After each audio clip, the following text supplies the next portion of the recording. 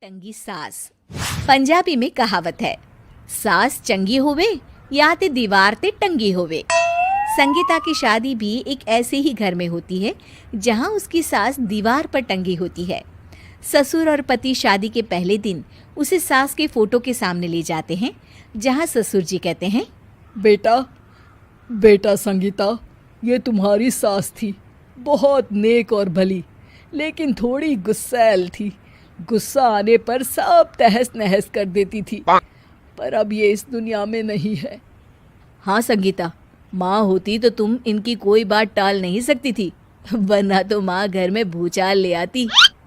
संगीता मन में खुश होती है कि अच्छा है कि ऐसी औरत अब इस घर में नहीं है, लेकिन दिखावे के लिए वो जैसे ही सास की फोटो के सामने हाथ जोड़कर खड़ी होती है, ये क्या? सास उसे देखकर मुस्कुराने लगी।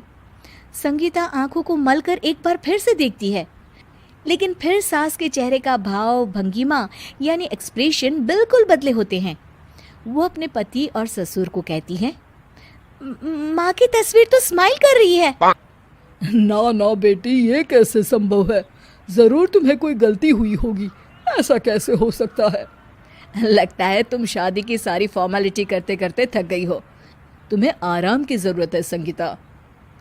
खैर, सारे संगीता की बात को इग्नोर कर कमरे में चले जाते हैं। वैसे सास की फोटो पर एक्सप्रेशन एक के बाद एक बदलते ही रहते हैं। सुबह होती है, पति और ससुर को काम पर भेजकर संगीता कमरे की सफाई करने में लग जाती है कि तभी उसे आवाज आती है, टेबल ठीक से साफ करो। ऐसे भी कोई टेबल साफ करता है? इससे अच्छा तो ये गंदा ही था। किसी औरत की आवाज सुन संगीता दंग रह जाती है और सोचने लगती है कि आवाज कहाँ से आई। आवाज को नजरअंदाज कर वो फिर से अपना काम करना शुरू करती है, लेकिन इस बार तो आवाज बिल्कुल उसके कान के पास से आती है। मेरा घर है ये। जब तक मैं थी चमका कर रखती थी, हर एक चीज शीशे की तरह थी।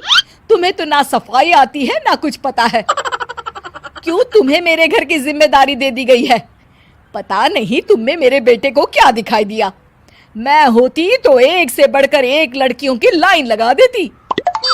अब संगीता को समझने में देर नहीं लगी कि ये आवाज किसी और की नहीं बल्कि उसकी सास की है, जो दीवार पर टंगी है। वो उसके पास जाती है और कहती है, नमस्ते सासू माँ, मुझे तो कल ही लग रहा था कि दीवार में कुछ काला है।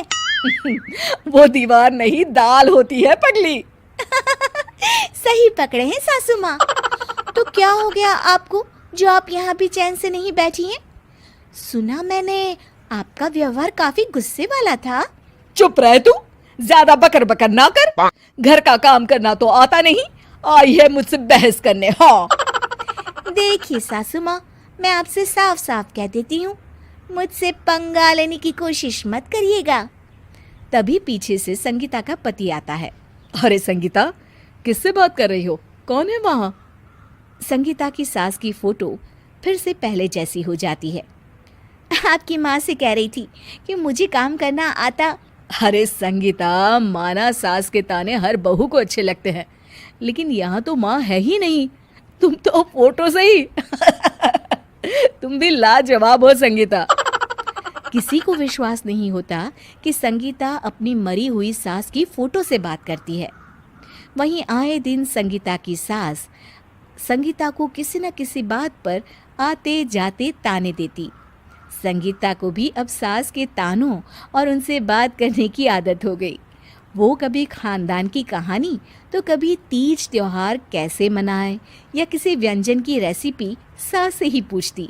सारा दिन घर में अकेली संगीता की सास अब उसके लिए तानों के साथ पक्की साथी की तरह भी रहने लगी थी, जो किसी और को नहीं बल्कि संगीता को ही सुनाई देती। तो देखा आपने, सास बहू का रिश्ता हर रिश्ते से ऊपर होता है, फिर चाहे वो खट्टा हो या मीठा।